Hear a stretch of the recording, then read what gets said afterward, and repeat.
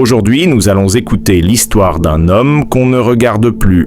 Un homme qui, comme beaucoup, a choisi la rue non pas par défaite mais par survie. Certains fuyaient la guerre, d'autres la pauvreté. Lui, il a fui la violence d'un foyer. Rejeté, humilié, incompris, Damien a préféré la solitude du trottoir à la souffrance des murs. Ce que vous allez entendre n'est pas une fiction. C'est la réalité silencieuse de milliers d'hommes qu'on oublie chaque jour. Écoutez son histoire et regardez-le autrement. Salut, moi c'est Damien. J'ai 41 ans et ouais, aujourd'hui je vis dehors. Ça fait un moment maintenant. Mais avant tout ça, j'étais quelqu'un de normal, tu vois. Un mec qui bossait, qui payait son loyer, qui avait une copine, une petite vie tranquille. Enfin, tranquille en apparence. Les gens, quand ils me voient assis sur un carton ou dans un coin, ils pensaient que je suis là parce que j'ai tout caché, que j'ai pas voulu bosser, ou que je suis tombé dans la drogue. Mais moi, je suis pas tombé à cause d'une seringue ni d'une bouteille. Je suis tombé à cause d'une maison. Ouais, une maison.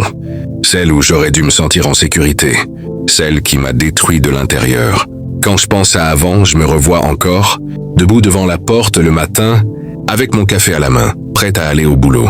J'étais électricien. J'aimais ça. J'étais fier de mon métier. Et puis, je l'ai rencontrée, Elodie. Une belle femme, drôle, pleine d'énergie. Au début, tout était parfait. C'est le genre de couple que tout le monde envie. On rigolait, on faisait des projets. On voulait acheter un petit appart, adopter un chien, voyager. Mais au fil du temps, quelque chose a changé. Elle a commencé à vouloir tout contrôler.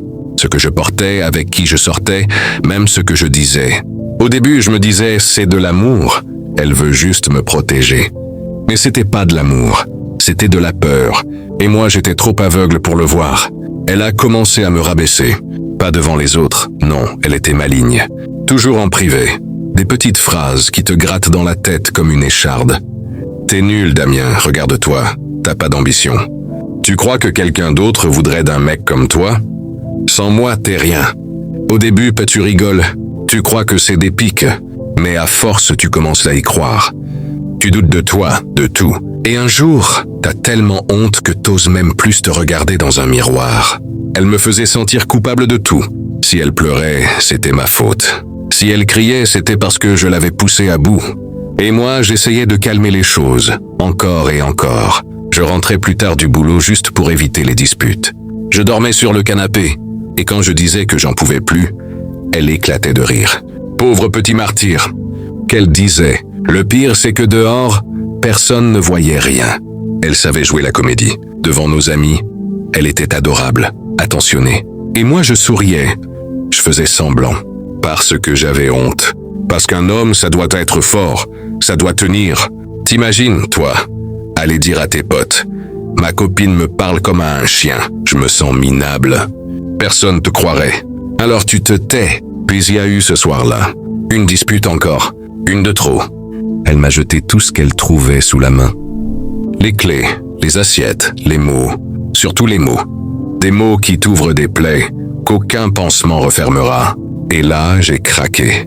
J'ai pris mon sac, mes papiers, mon téléphone, et je suis sorti, sans réfléchir.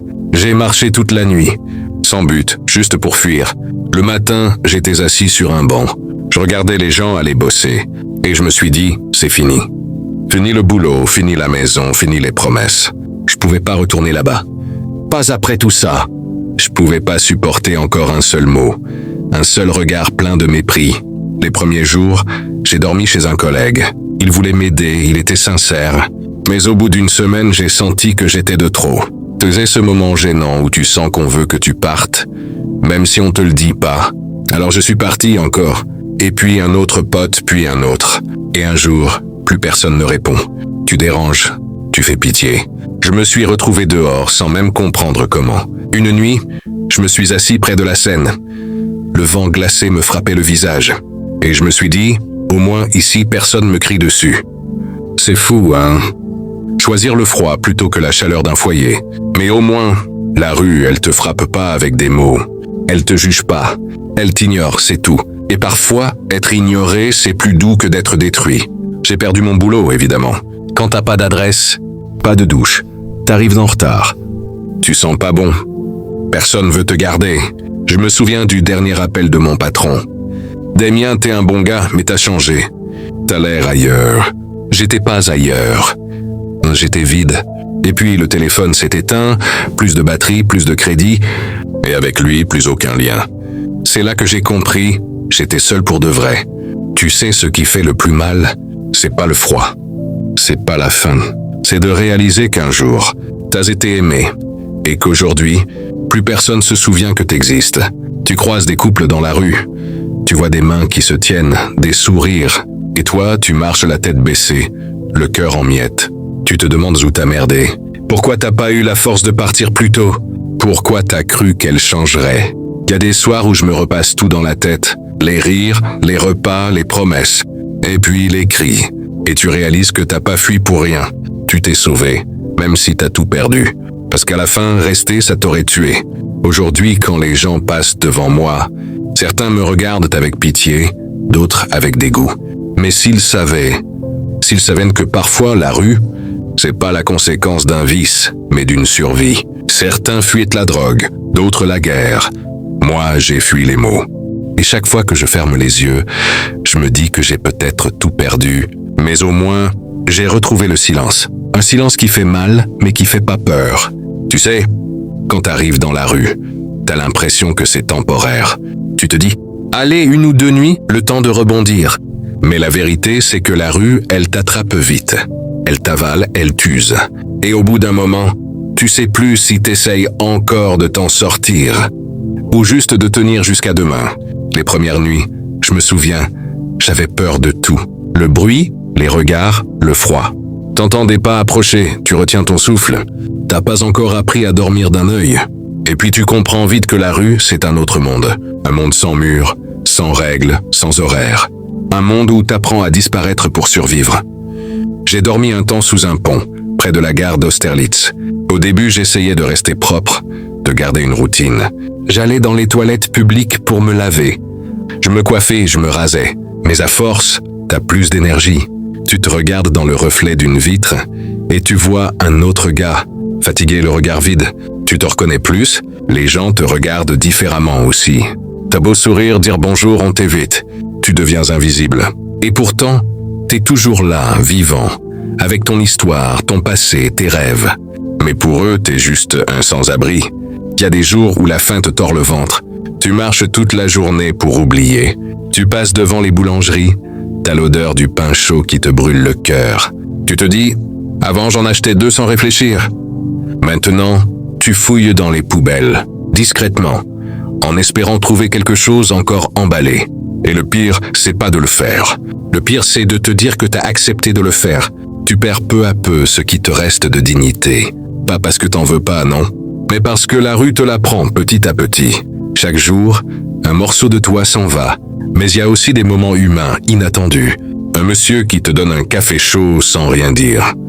Une dame âgée qui te regarde dans les yeux au lieu de détourner le regard. Ces petits gestes, crois-moi, ça te tient debout.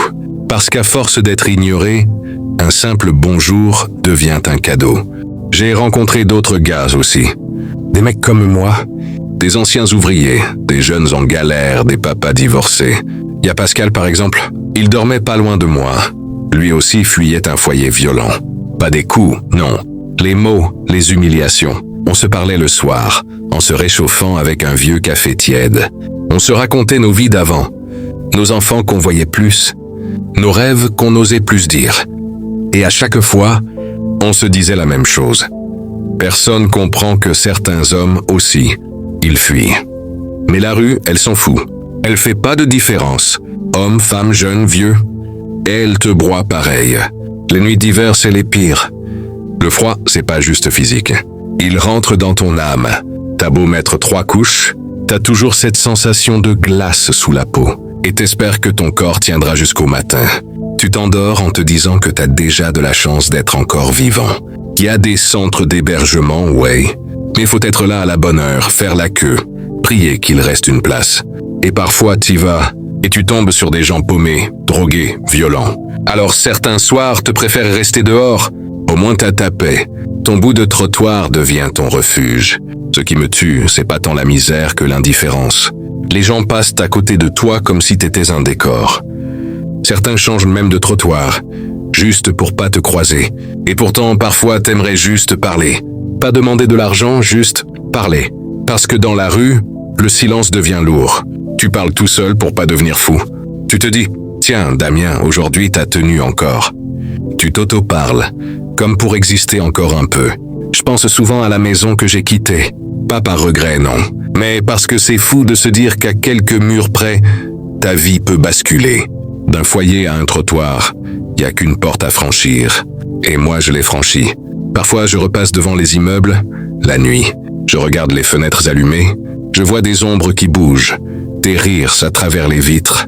Et je me dis, j'étais là, moi aussi, un jour. Mais c'est fini. Maintenant, je regarde sans frapper. J'ai plus de clés, plus d'adresses, plus de chez moi.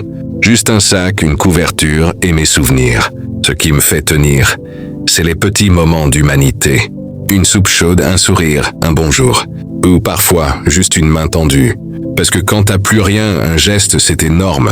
Et chaque fois que quelqu'un m'écoute, même 2 minutes, j'ai l'impression de redevenir un homme. Il y a aussi les nuits où je doute de tout, où je me demande si je vais vraiment m'en sortir un jour. Parce qu'à force d'être dans la rue, tu t'y habitues, malgré toi. Tu commences à penser comme elle, à marcher vite, à te méfier de tout. T'as plus de projets, plus de dates, plus de lendemains. Juste le présent brut, dur, froid. Mais tu sais, malgré tout ça, j'ai pas honte. J'ai fui pour vivre. J'ai fui pour pas mourir à petit feu sous les mots d'une personne qui devait m'aimer. Et même si aujourd'hui je dors dehors, je suis libre. Libre du cri, libre du jugement, libre du contrôle. C'est une drôle de liberté, ouais. Mais c'en est une. Alors si tu m'écoutes là, derrière ton écran, je veux juste te dire un truc. Ne juge pas trop vite. Il y a des histoires derrière chaque visage fatigué, derrière chaque regard perdu. On n'est pas tous des fainéants ou des fous. Certains, comme moi, ont juste voulu fuir la douleur. Et on s'est retrouvés ici, dans ce monde parallèle qu'on appelle la rue. Et si un jour t'en croises un, regarde-le. Juste ça. Regarde-le vraiment. Parce que parfois, un regard, ça vaut plus qu'une pièce. Moi, c'est Damien. Et si mon histoire t'a touché, abonne-toi, partage-la. Pas pour la pitié, non.